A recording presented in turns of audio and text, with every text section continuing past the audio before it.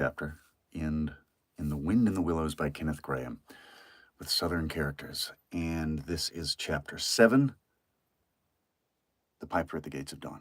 So if you're new here, thank you for checking it out. I record these, and then I edit them, put them back as an audiobook, right? So check out the other stuff I've done: Pride and Prejudice, Persuasion, The Call of the Wild, Christmas Carol. I'm working on Treasure Island and A Connecticut Yankee in King Arthur's Court. Plus lots of short stories, lots of poems, Southern Shakespeare, a lot of stuff like that. So if you like classic literature, you have come to the right place, and welcome. So anyway, let's get going. Chapter 7, The Piper at the Gates of Dawn. The willow wren was twittering his thin little song, hidden himself in the dark selvage of the river bank. Though it was past 10 o'clock at night, the sky still clung to and retained some lingering skirts of light from the departed day, and the sullen heats of the torrid afternoon broke up and rolled away at the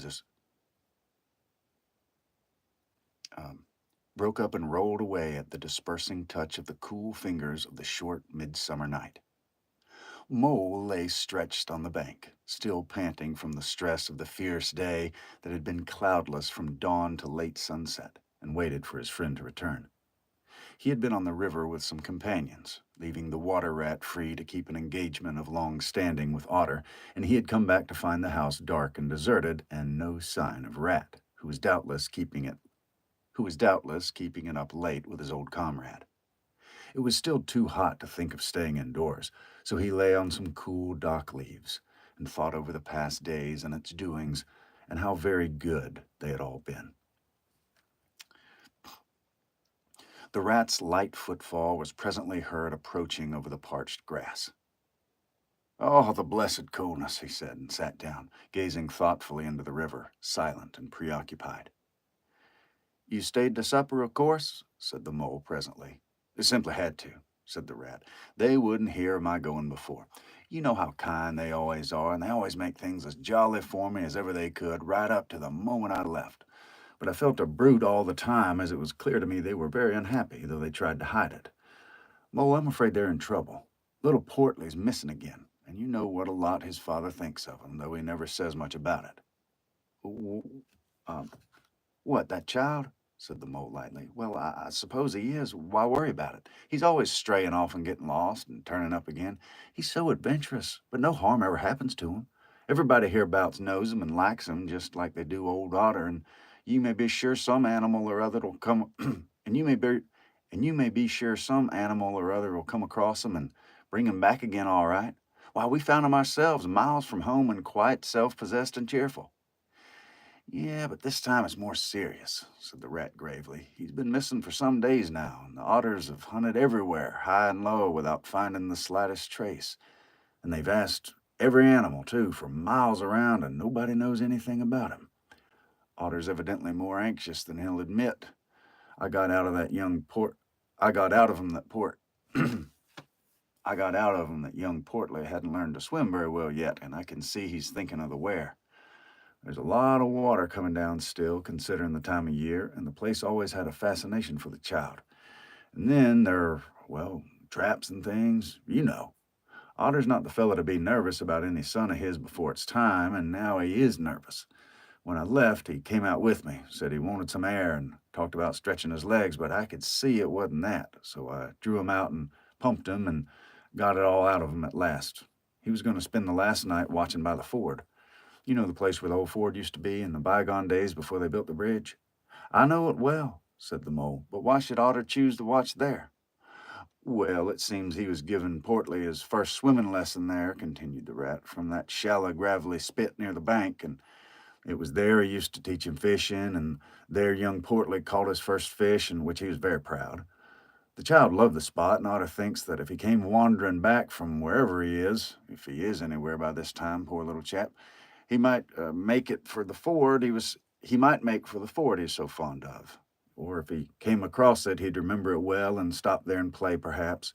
So Otter goes there every night and watches, on the chance, just on the On the chance, just on the chance. They were silent for a time, both thinking of the thing. The lonely, heart-sore animal crouched by the ford, waiting and watching the long night through on the chance. Well, well, said the rat presently. I suppose we ought to be thinking about turning in. But he never offered to move. Rat, said the mole, I simply can't go and turn in and go to sleep and do nothing, even though there doesn't seem to be anything to be done. We'll get the boat out and paddle upstream. The moon will be up in an hour or so, and we'll search as best we can, anyhow. It'll be better than going to bed and doing nothing. Just what I was thinking myself, said the rat.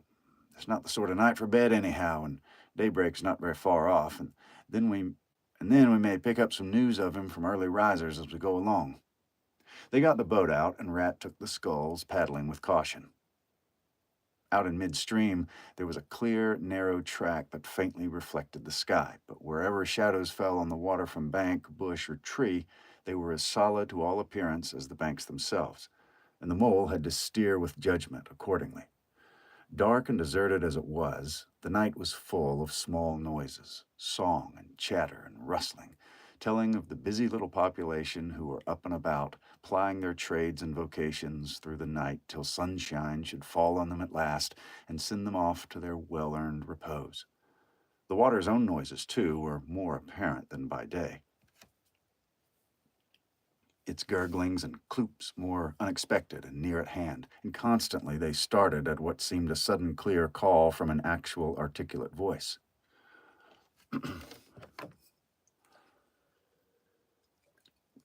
This is Chapter 7 of The Wind in the Willows. What's going on, Sean? What's going on? Yeah, I didn't make it over to Josiah's last night, obviously. He kind of backed out on me, and then I didn't. Anyway, we'll link up.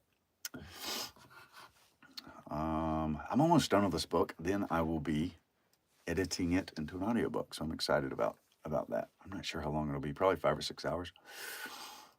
Okay.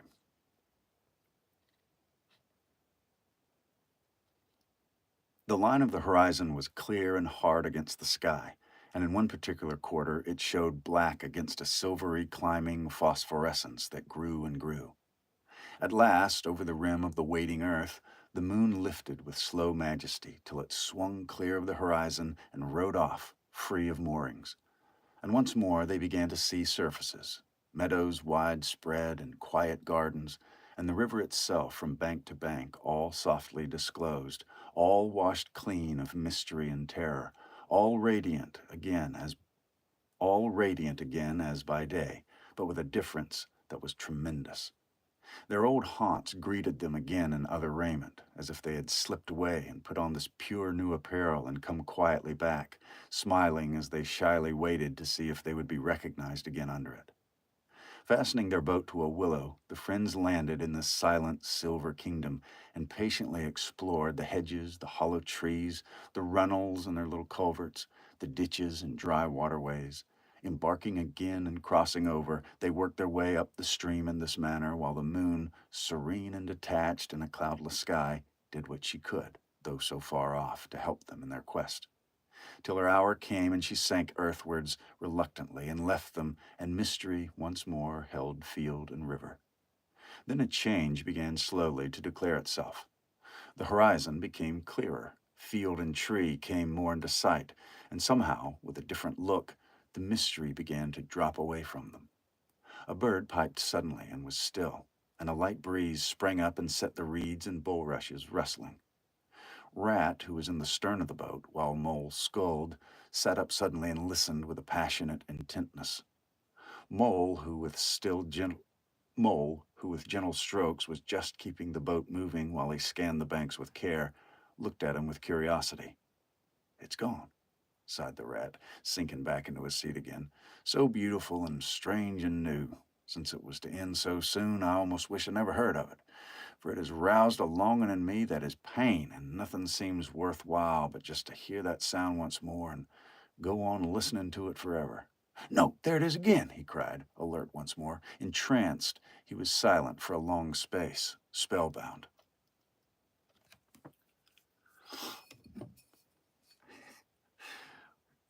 He's still languishing in the dungeon.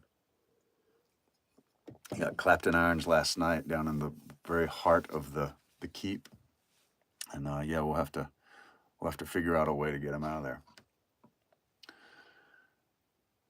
Now it passes on, and I begin to lose it, he said presently. Oh, Mole, the beauty of it, the merry bubbling joy, the thin, clear, happy call of the distant piping, such music I never dreamed of, and the call in it is stronger even than the music is sweet. Row on, Mole, row, for the music and the call must be for us. The Mole, greatly wondering, obeyed. I hear nothing myself, he said, but the wind playing in the reeds and rushes and osiers. The Rat never answered, if indeed he heard. Rapt, transported, trembling, he was possessed in all his senses by this new divine thing that caught up his helpless soul and swung and dandled it, a powerless but happy infant in a strong, sustaining grasp.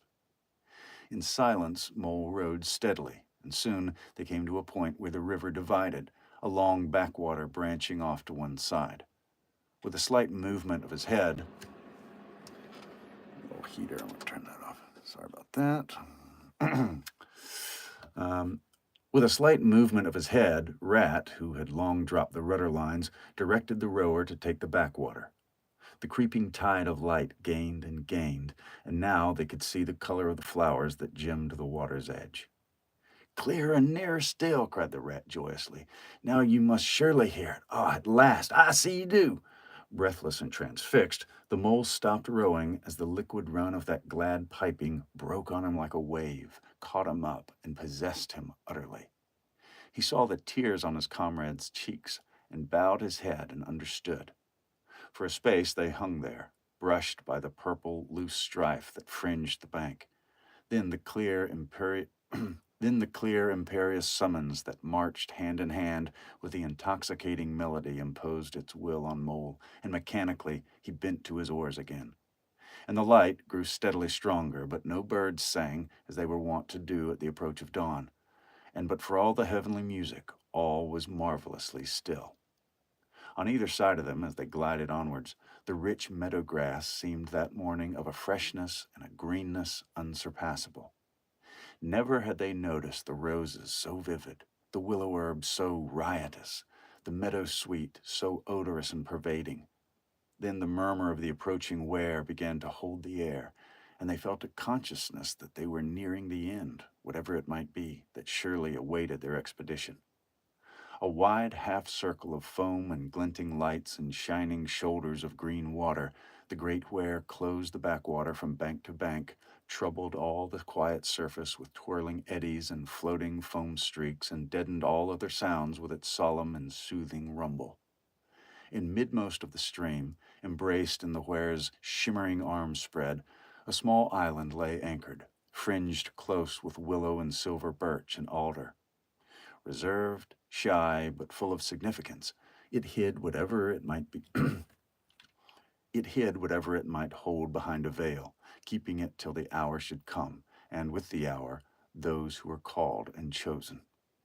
Slowly, but with no doubt or hesitation whatever, and in something of a solemn expectancy, the two animals passed through the broken, tumultuous water and moored their boat at the flowery margin of the island. In silence, they landed and pushed through the blossom and scented herbage and undergrowth that led up to the level ground, till they stood on a little lawn of a marvelous green, set round with nature's own orchard trees, crabapple, wild cherry, and sloe. This is the place of my song, the place the music played to me, whispered the Rat as if in a trance. Here in this holy place, here, if anywhere, surely we shall find him. Then suddenly the Mole felt a great awe fall upon him, an awe that turned his muscles to water, bowed his head, and rooted his feet to the ground. It was no panic terror. Indeed, he felt wonderfully at peace and happy. But it was an awe that smote and held him, and without seeing, he knew it could only mean that some august presence was very, very near. With difficulty, he turned to look for his friend and saw him at his side, cowed, stricken, and trembling violently. And still there was utter silence in the populous, bird-haunted branches around them, and still the light grew and grew. Perhaps he would never even dare to raise his eyes, but that through the piping, though the piping was now hushed, the call and the summons seemed still dominant and imperious. He might not refuse, were death himself waiting to strike him instantly, once he had looked with mortal eye on things rightly kept hidden. Trembling, he obeyed, and raised his humble head. And then, in that utter clearness of the imminent dawn, while nature, flushed with fullness of incredible color, seemed to hold her breath for the event, he looked in the very eyes of the friend and helper, saw the backward sweep of the curved horns gleaming in the growing daylight.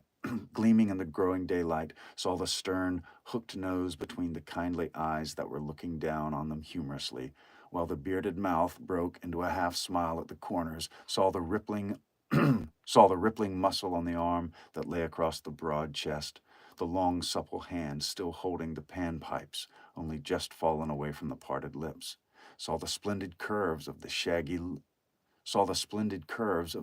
limbs disposed in majestic ease on the sward, saw, last of all, nestling between his very hooves, sleeping soundly in entire peace and contentment, the little round, podgy, childish form of the baby otter. All this he saw for one moment, breathless and intense, vivid on the morning sky, and still as he looked, he lived, and still as he lived, he wondered. "Rat," he found breath to whisper, shaking. "Are you afraid?" "Afraid," murmured the rat, his eyes shining with unutterable love. "Afraid of him? Oh, never, never. And yet, oh, Mole, I am afraid." Then the two animals, crouching to the earth, bowing their heads, and did worship. Sudden and magnificent, the sun's broad golden disk showed itself over the horizon facing them, and the first rays, shooting across the level water meadows, took the animals full in the eyes and dazzled them. When they were able, when they were able to look once more, the vision had vanished, and the air was full of the carol of birds that hailed the dawn. As they stared blankly in dumb misery, deepening as they slowly realized all they had seen and all they had lost, a capricious little breeze, dancing up from the surface of the water, tossed the aspens, shook the dewy roses, and blew lightly and caressingly in their faces, and with its soft touch came instant oblivion. For this is the last best gift that the kindly demigod is careful to bestow on those to whom he has revealed himself in their helping, the gift of the gift of forgetfulness, lest the awful remembrance should remain and grow and overshadow mirth and pleasure, and the great haunting memory should spoil all the afterlives of little animals helped out of difficulties, in order that they should be happy and light-hearted as before. Almost done.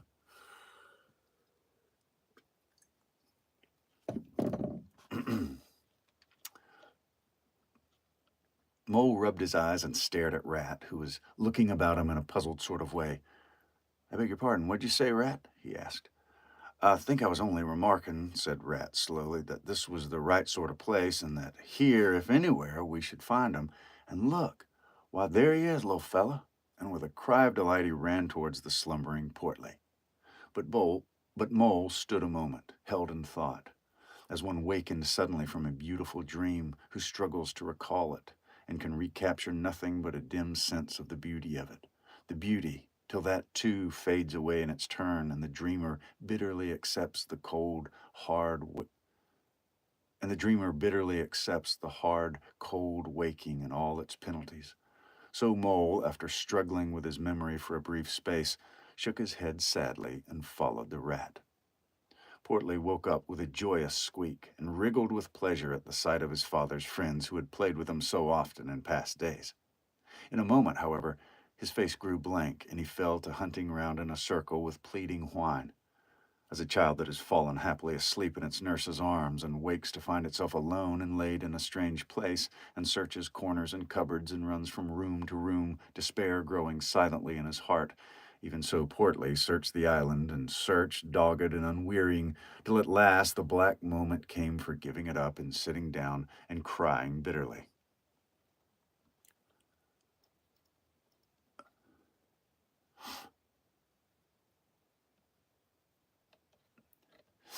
Yeah, they were, old boys are in a trance. They saw old Pan, I guess. Um, the mole ran quickly to comfort the little animal, but Rat, lingering, looked long and doubtfully at certain hoof marks deep in the sward. Some great animal has been here, he murmured slowly and thoughtfully, and stood musing, his mind strangely stirred. Come along, Rat, called the mole. Think of poor Otter, waiting up there by the ford. Portly had soon been comforted by the promise of a treat, a jaunt on the river in Mr. Rat's real boat, and the two animals conducted him to the waterside, placed him securely between them and the bottom of the boat, and paddled off down the backwater. The sun was fully up now and hot on them. Birds sang lustily and without restraint, and flowers smiled and nodded from either bank, but somehow, so thought the animals, with less of richness and blaze of color than they seemed to remember seeing quite recently somewhere. They wondered where. The main river reached again, they turned the boat's head upstream, towards the point where they knew their friend was keeping his lonely vigil. As they drew near the familiar ford, the mole took the boat into the bank, and they lifted Portly out and set him on his legs on the towpath, gave him his marching orders, and with a friendly gave him his marching orders and a friendly farewell pat on the back, and shoved out into midstream. They watched the little animal as he waddled along. They watched the little animal as he waddled along the path contentedly and with importance. Watched him till they saw his muzzle suddenly lift and his waddle break into a clumsy amble. As he quickened his pace with shrill whines and wriggles of recognition. Looking up the river, they could see Otter start up, tense and rigid, from out of the shallows where he crouched in dumb patience, and could hear his amazed and joyous bark as he bounded up through the osiers on the path. Then the mole, with a strong pull on one oar, swung the boat round and let the full stream bear them down again whither it would, their quest now happily ended. I feel strangely tired, Rat, said the mole, leaning wearily over his oars as the boat drifted. It's being up it's being up all night, you'll say, but that's nothing. We do as much half the nights of the week at this time of year. No, I feel as though I'd been through something very exciting and rather terrible, and it was just over, and yet nothing particular has happened. Oh, something very surprising and splendid and beautiful, murmured the Rat, leaning back and closing his eyes. I feel just as you do, Mole, simply dead tired, though not body tired. It's lucky we've got the stream with us to take us home. Isn't it jolly to feel the sun again, soaking into one's bones, and hark to the wind playing in the reeds? It's like music, faraway music, said the Mole, nodding drowsily. So I was thinking, murmured the Rat, dreamful and languid. Dance music, the lilting sort that runs on without a stop, but with words in it too. It passes into words and out of 'em again. I catch 'em at intervals, then it's dance music once more, and then nothing but the reeds' soft, thin whispering. You hear better than I do, said the Mole sadly. I can't catch the words. Let me try and give you them. Said Rat softly, his eyes still closed.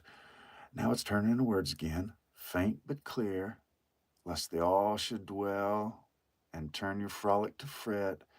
You shall look on my power at the helping hour, but then you shall forget. Now the reed takes it up, forget, they sigh, and it dies away in a rustle and a whisper. Then the voice returns. Lest the limbs be reddened and rent, I spring the trap that is set. As I loose the snare, you may glimpse me there, for surely you shall forget. Row near, Mole, near to the reeds. It's hard to catch and grows each minute fainter. Helper and healer I cheer, small waifs in the woodland wet.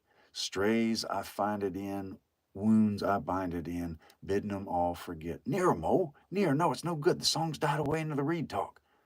But what do the words mean? Asked the wandering Mole. That I do not know, said the Rat simply. I passed them on to you as they reached me. Oh, now they return again, and this time full and clear. This time at last, it's the real, the unmistakable thing. Simple, passionate, perfect. Well, then let's have it, said the mole, after he had waited patiently for a few minutes, half dozing in the hot sun. But no answer came. He looked and understood the silence. With a smile of much happiness on his face and something of a listening look still lingering there, the the weary rat was fast asleep.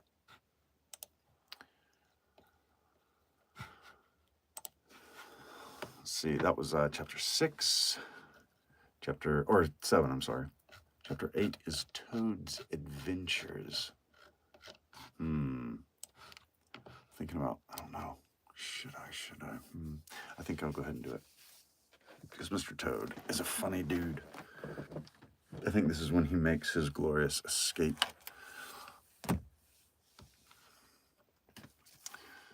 Chapter 8, Toad's Adventures.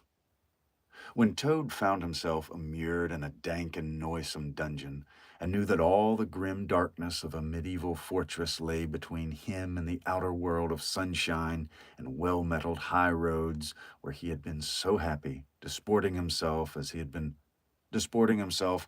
had brought up every road in England, he flung himself, disporting himself as if he had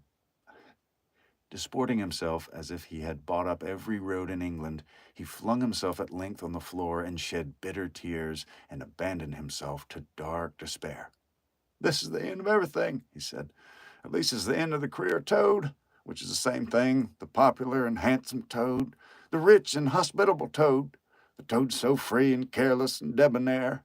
How can I hope to ever be set at large again," he said, "who have been imprisoned so justly for stealing so handsome a motor car in such an audacious manner, and for such lurid and imaginative cheek bestowed upon such a number of fat, red-faced policemen?" Here his sobs choked him. "Stupid animal that I was," he said. "Now I must languish in this here dungeon till people who were proud to say they knew me have forgotten the very name of Toad. Oh, wise old badger," he said. "Oh, clever, intelligent rat and sensible mole.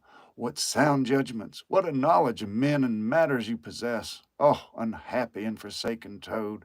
With lamentations such as these, he passed his days and nights for several weeks, refusing his meals or intermediate light refreshments, though the grim and ancient jailer, knowing that Toad's pockets were well lined, frequently pointed out that many comforts and indeed luxuries could be arranged to be sent in at a price from outside.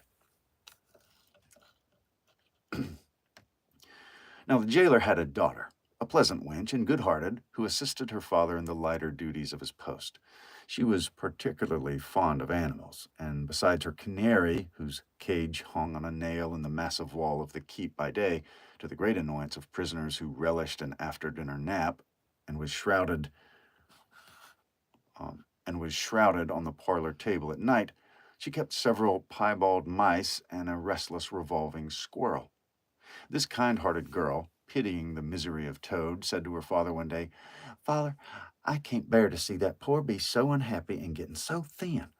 You have got to let you let me have the managing of him. You know how fond of animals I am. I'll make him eat from my hand and sit up and do all sorts of things." Her father replied that she could do what she liked with him. He was tired of Toad and his sulks and his airs and his meanness. So that day she went on her errand of mercy and knocked on the door of Toad's cell. "Now cheer up, Toad," she said coaxingly on entering, "and sit up and dry your eyes and be a sensible animal. And do try and eat a bit of dinner. See, I've brought you some of mine, hot from the oven." It was bubble and squeak between two plates, and its fragrance filled the narrow cell. The penetrating smell of cabbage reached the nose of Toad as he lay prostrate in his misery on the floor, and gave him the idea for a moment that perhaps life was not such a blank and desperate thing as he had imagined. But still he wailed and kicked with his legs and refused to be comforted.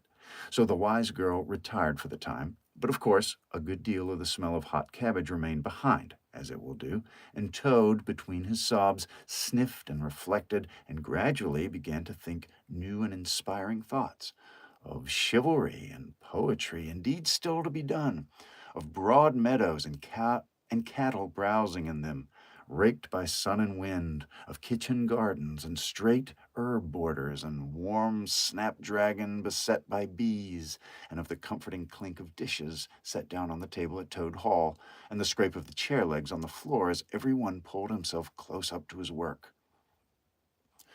The air of the narrow cell took a rosy tinge. He began to think of his friends and how they would surely be able to do something, of lawyers and how they would have enjoyed his case, and what an ass he had been not to get in a few, and lastly, he thought of his own great cleverness and resource, and all that he was able of if he only gave his great mind to it, and the cure was almost complete. When the girl a little water break. So we're in chapter 8, Toad's Adventures. When the girl returned some hours later, she carried a tray with a cup of fragrant tea steaming on it, and a plate piled up with the very hot buttered toast, cut thick, very brown on both sides, with the butter running through the holes in it in great golden drops like honey from the honeycomb. The smell excuse me.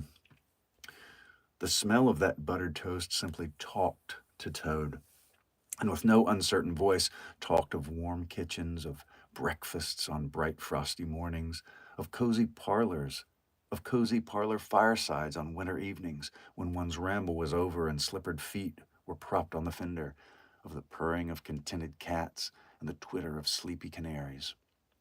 Toad sat up on one end once more, dried his eyes, sipped his tea, and munched his toast, and soon began talking freely about himself and the house he lived in and his doings there and how important he was and what a lot of his friends thought of him. The jailer's daughter saw that the topic was doing him as much good as the tea, as indeed it was, and encouraged him to go on. "Tell me about Toad Hall," she said. "It sounds beautiful." "Toad Hall," said the Toad proudly, "is an eligible self-contained gentleman's residence, very unique, dating in part from the 14th century, but replete with every modern convenience, up-to-date sanitation, 5 minutes from church, post office, and golf links. Suitable for—" "Bless the animal," said the girl, laughing. "I don't want to take it. Tell me something real about it. But first wait till I fetch you some more tea and toast." She tripped away, and presently returning with a fresh tray full, and Toad, pitching into the toast with avidity, his spirits quite restored to their usual level, told her about the boathouse and the fish pond and the old walled kitchen garden, and about the pigsties and the stables and the pigeon house and the hen house, and about the dairy and the wash house and the china cupboards and the linen presses. She liked that bit especially. And about the banqueting hall and the fun they had when the other animals were there crowded around the table, and Toad was at his best, singing songs, telling stories, carrying on generally. Then she wanted to know about his animal friends, and was very interested in all he had to tell her about them and how they lived and what they did to pass their time. Of course, she did not say she was fond of animals as pets, because she had the sense that Toad would be extremely offended.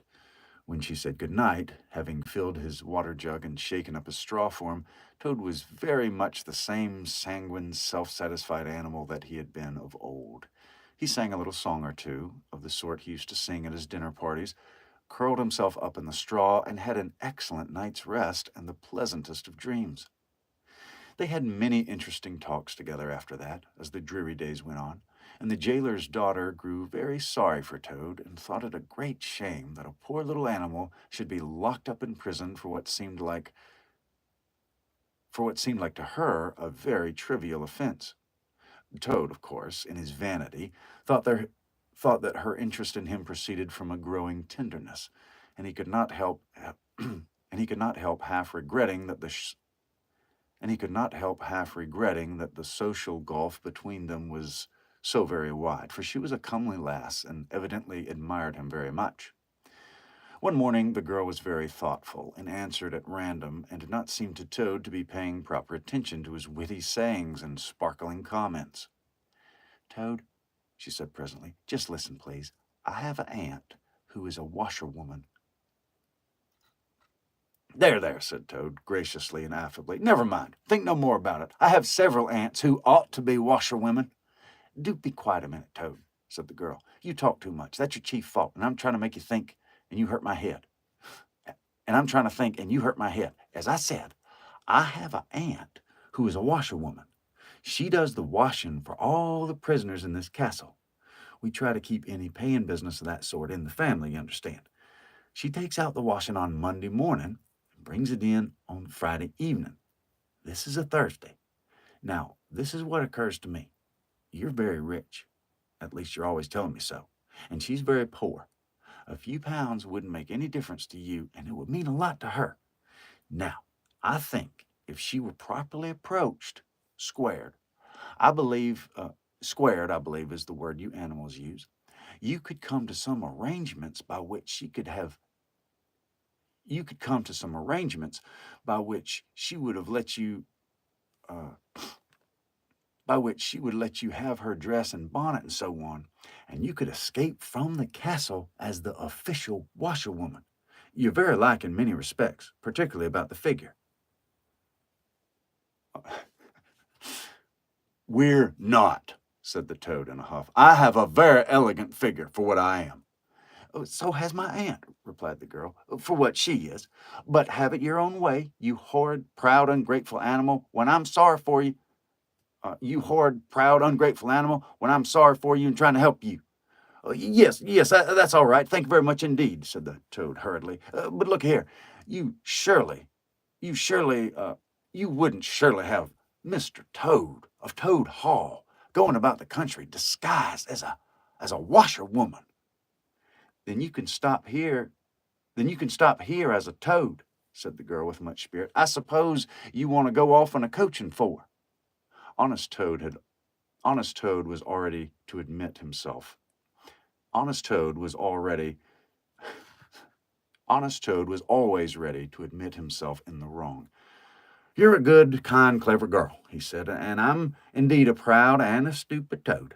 Introduce me to your worthy aunt, if you will be so kind, and I have no doubt that the excellent lady and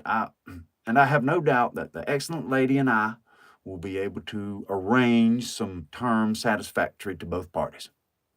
Next evening, the girl ushered in her aunt to Toad's cell, bearing his week's washing pinned up in a towel.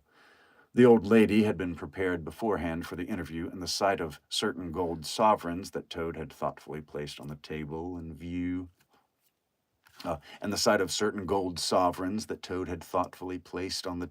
full view practically completed the matter and left her little further to discuss. In return for his cash, Toad received a cotton print gown, an apron, a shawl, and a rusty black bonnet. The only stipulation the old lady made being that she should be gagged and bound and dumped down in a corner. By this not very convincing artifice, she explained, aided by picturesque fiction, which she could supply herself, she hoped to retain her situation in spite of the suspicious appearance of things. Toad was delighted with the suggestion. It would enable him to leave the prison in some style, and with his reputation for being a desperate and dangerous fellow untarnished, and he readily helped the jailer's daughter to make her aunt appear as much as possible the victim of circumstances over which she had no control.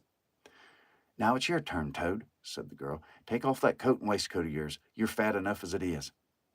Shaking with laughter, she proceeded to hook and eye him into the cotton print gown, arranged the shawl with a professional fold, and tied the strings of the rusty bonnet under his chin.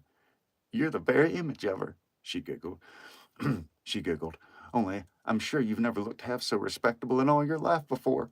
Now goodbye, Toad, and good luck. Go straight down the way you came, and if anyone says anything to you, as they probably will, being but men, you can chaff back a bit, of course, but remember, you're a widow woman, quite alone in the world, with a character to lose. With a quaking heart, but as firm a footstep as he could command, Toad set forth cautiously on what seemed to be a most harebrained and hazardous undertaking.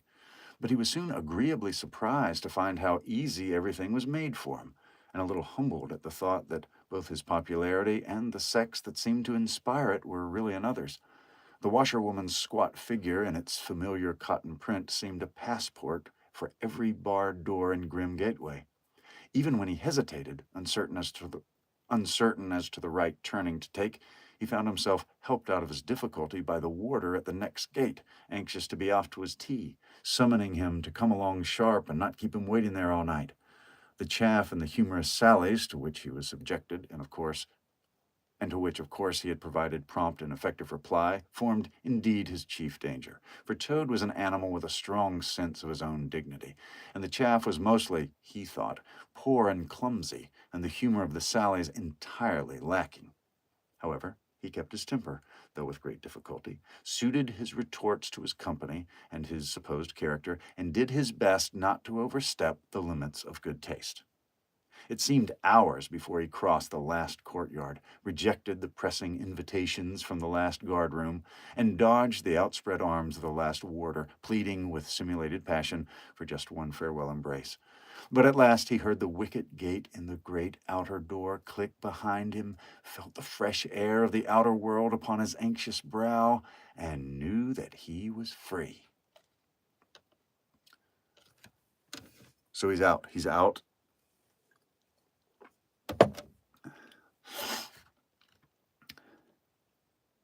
Dizzy with the easy success of his daring exploit, he walked quickly towards the lights of the town, not knowing in the least what he should do next, only quite certain of one thing, that he must remove himself as quickly as possible from the neighborhood where the lady he was forced to represent was so well known and so popular a character. That's right, we're getting there. We're about to get back home to Toad Hall.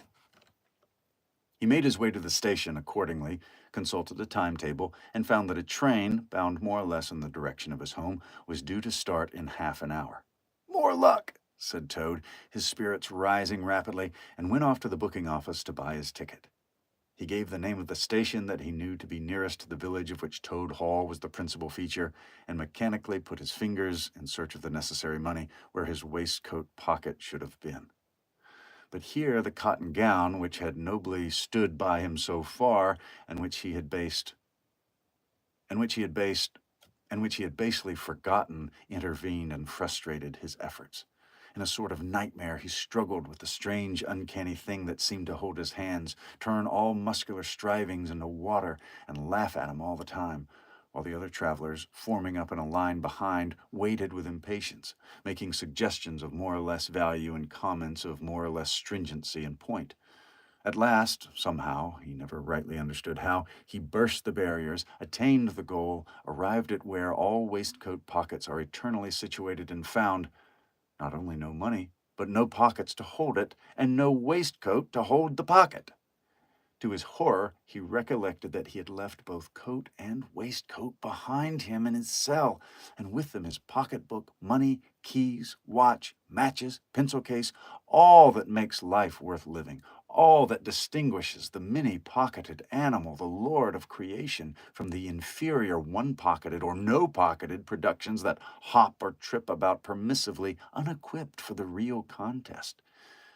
In his misery, he made one desperate effort to carry the thing off, and with a return to his fine old manner, a blend of the squire and college don, he said, Look here, I find I've left my purse behind. Just give me that ticket, will you, and I'll send the money on tomorrow. I'm well known in these parts." The clerk stared at him in the rusty black bonnet a moment. And then laughed. "I should think you're pretty well known in these parts," he said. "If you tried this game on often. Here, stand away from the window, please, madam. You're obstructing the other passengers." An old gentleman who had been prodding him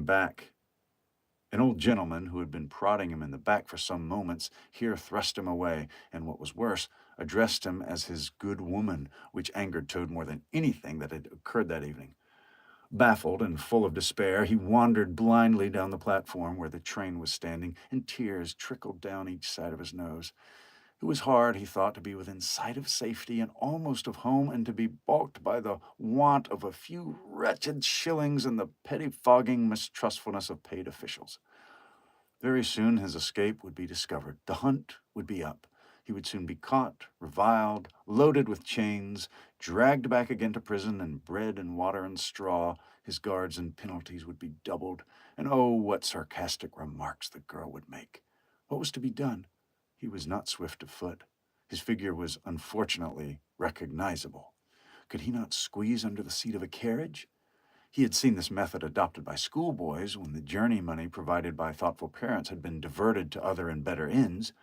As he pondered, he found himself opposite the engine, which was being oiled, wiped, and generally caressed by its affectionate driver, a burly man with an oil can in one hand and a lump of cotton waste in the other. "Hello, mother," said the engine driver. "What's the trouble? You don't look particularly cheerful." "Oh, sir," said Toad, crying afresh, "I'm a poor, unhappy washerwoman, and I've lost all my money and can't pay for a ticket, and I must get home tonight somehow, and whatever am I to do? I don't know. Oh, dear, oh, dear." "Well, that's a bad business indeed," said the engine driver reflectively. "Lost your money, can't get home, got some kids, too, waiting for you, I dare say." "Any amount of 'em," sobbed Toad, "and they'll be hungry and playing with matches and upsetting lamps, the little innocents, and quarreling and going on generally. Oh, dear, oh, dear." "Well, I'll tell you what I'll do," said the good engine driver. "You're a washerwoman until your trade says you. Very well, that's that. And I'm an engine driver, as you may well see, and there's no denying it's terribly dirty work. Uses up a power of shirts, it does, till my missus is fair tired of washing them.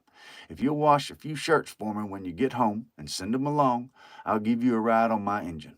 It's against the company's regulations, but we're not very so particular in these out-of-the-way parts." The Toad's misery turned into rapture as he eagerly scrambled up into the cab of the engine. Of course, he had never washed a shirt in his life and couldn't if he tried, and anyhow, he wasn't going to begin. But he thought, when I get safely home to Toad Hall and have money again, and have pockets to put it in, I will send the engine driver enough to pay for quite a quantity of washing, and that will be the same thing, or better.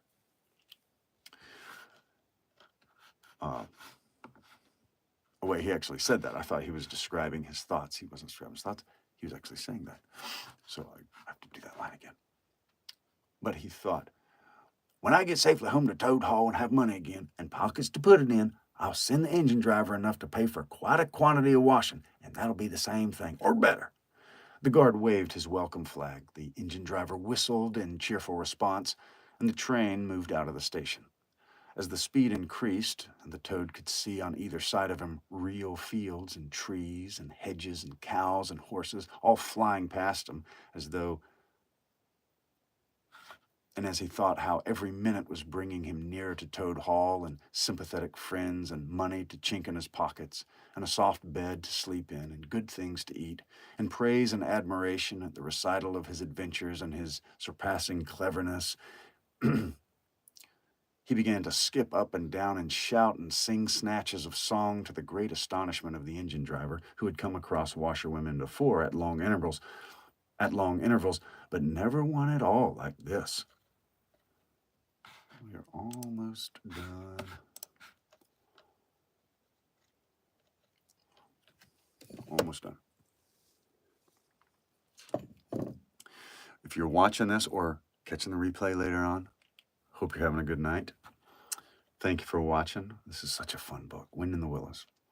Mr. Toad's one of my favorite literary, characters. They had covered many and many a mile, and Toad was already considering what he would have for supper as soon as he got home, when he noticed that the engine driver, with a puzzled expression on his face, was leaning over the side of the engine and listening hard. Then he saw him climb onto the coals and gaze out over the top of the train. Then he returned and said to Toad, "It's very strange. We're the last train running in this direction tonight, yet I could be sworn that I heard another following us." Toad ceased his frivolous antics at once. He became grave and depressed, and a dull pain in the lower part of his spine, communicating itself to his legs, made him want to sit down and try desperately not to think of the possibilities. By this time, the moon was shining brightly, and the engine driver, steadying himself on the coal, could command a view of the line behind him for a long distance. Presently, he called out, "I can see it clearly now. It's the engine on our rails coming along at a great pace. It looks as if we're being pursued." The miserable Toad, crouching in the coal dust, tried hard to think of something to do, with dismal want of success. "They're gaining on us fast," cried the engine driver, and the engine Uh, oh, they're gaining on us fast, cried the engine driver. And the engine's crowded with the queerest lot of people. Men like ancient warders, waving halberds, policemen in their helmets, waving truncheons, shabbily dressed men in pot hats, obvious and unmistakable plainclothes detectives even at this distance, waving revolvers and walking sticks, all waving and all shouting the same thing: stop, stop, stop. Then Toad fell on his knees among the coals and, raising his clasped paws in supplication, cried, "Save me, only save me, dear, kind," and raising his clasped paws in supplication, cried, "Save me, oh, save me, dear, kind Mr. Engine Driver, and I will confess everything. I'm not the simple washerwoman I seem to be. I have no children waiting for me, innocent or otherwise. I'm a Toad, the well-known and popular Mr. Toad, a landed proprietor. I've just escaped by my own great daring and cleverness from a loathsome dungeon into which my enemies had flung me. And if those fellows on that engine recapture me, it will be chains and bread and water and straw and misery once more for poor, unhappy, innocent Toad." The engine driver looked down upon him very sternly and said, Now to tell the truth, what'd they put you in prison for?" "It was nothing very much," said poor Toad, coloring deeply. "I only borrowed a motor car while the owners were at lunch. They had no need of it at the time. I didn't mean to steal it, really, but people, especially magistrates, take such a harsh view of thoughtless and high-spirited actions." The engine driver looked very grave and said, "I fear that you've been indeed a very wicked Toad, and by rights I ought to give you up to offended justice. But you're evidently in sore trouble and distress, so I'll not desert you. I don't hold with motor cars, for one thing, and I don't hold with being ordered about by policemen when I'm on my own engine, for another. And the sight of an animal in tears always makes me feel queer and soft-hearted. So cheer up, Toad. I'll do my best, and we may beat 'em yet." They piled on more coals, shoveling furiously. The furnace roared, the sparks flew, the engine leaped and swung, but their pursuers slowly gained. The engine driver, with a sigh, wiped his brow with a handle of cotton waste and said, "I'm afraid it's no good, Toad. You see, they're running light, and they have a better engine. There's just one more thing left for us to do, and it's your only chance. So attend very carefully to what I'm about to tell you. A short way ahead of us is a long tunnel. On the other side of that line passes through a thick wood. Now, I'll put on all the speed I can while we're running through that tunnel, but the other fellows will slow down a little bit, naturally, for fear of accident. When we're through, I will shut off the steam and put on the brakes as hard as I can. And the moment it's safe to do so, you must jump and hide in the wood before they get through the tunnel and see you. Then I'll go full speed ahead again, and they can chase me if they like, for as long as they like and as far as they like. Now mind and be ready to jump when I tell you to."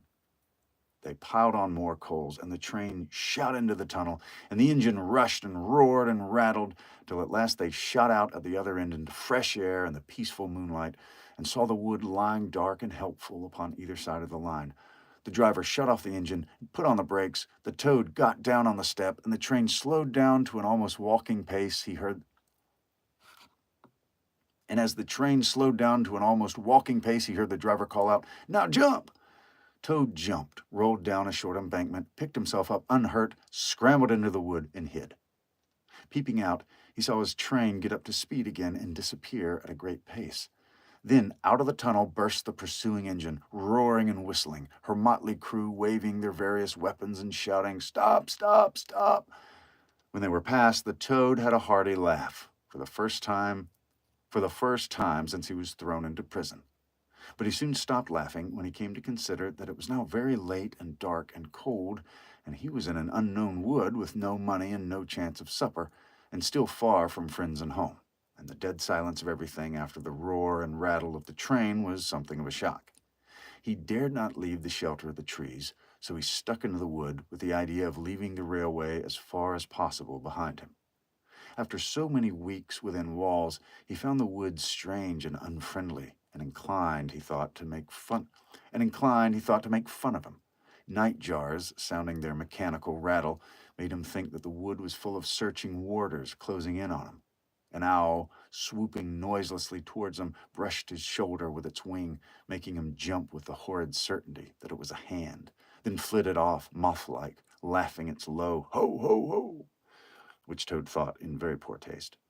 Once he met a fox who stopped, looked him up and down, and in a sarcastic sort of way, and said, "Hello, washerwoman.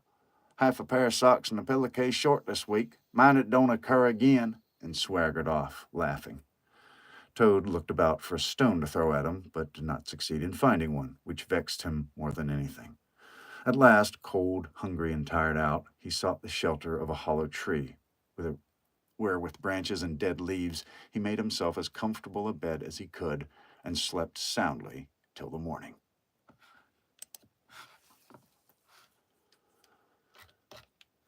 All right, that is the second. Chapter. Let's see, 7. That was chapter 7 and 8 of The Wind in the Willows. Thank you very much for watching. Please subscribe if you haven't, and let me know what you'd like to hear next once we're done with this book, because I'm always looking for my next read. Has to be in the public domain. But other than that, let me know somewhere. Leave a comment if you would. I always like to see what other people are looking for. Anywho, have a good night, and I will talk to you later.